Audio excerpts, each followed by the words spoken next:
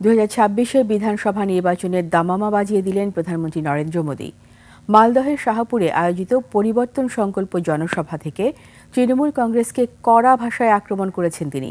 দুর্নীতি থেকে অনুপ্রবেশ, একাধিক ইস্যুতে রাজ্য সরকারকে মোদীর হুঙ্কার, এবার বাংলায় সরকার গড়বে বিজেপি।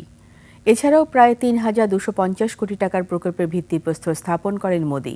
বিস্তারিত নাইম আহমেদের ডেস্ক রিপোর্টে। বিশ্বের সর্বাধুনিক প্রযুক্তিতে প্রস্তুতকৃত Arik silver wash detergent powder 500 গ্রাম মাত্র 70 টাকা। রিমার্ক। 2026 বিধানসভা নির্বাচনের আগে ঠিক বাংলায় এসে পরিবর্তনের সুর চড়ালেন প্রধানমন্ত্রী নরেন্দ্র মোদী। বিধানসভা নির্বাচনের আগে পশ্চিমবঙ্গে এসে ওই রাজ্যে ক্ষমতাসীন তৃণমূল কংগ্রেসকে হটিয়ে বিজেপিকে ভোট দেওয়ার আহ্বান জানিয়েছেন ভারতের প্রধানমন্ত্রী নরেন্দ্র মোদী। এই পবিত্র ভূমিকে মোদী তার ভাষণে বলেন, বিজেপির নামে যেখানে মিথ্যা বলা হয়েছে সেখানেই বিজেপি জিতেছে। তিনি বলেন, বাংলার জনগণের এই উৎসাহ দেখে বোঝা যায় 2026-এ বাংলায় বিজেপি সরকার গঠন করবে।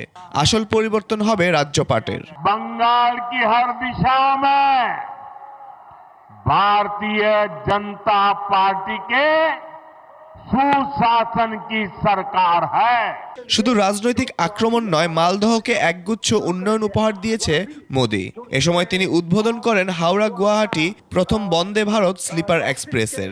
এছাড়াও প্রায় ৩,250 কোটি টাকার প্রকল্পের ভিত্তিপ্রস্তর স্থাপন করে মোদী জানান, কেন্দ্র টাকা দিলেও তা লুট করছে বাংলার শাসক দল।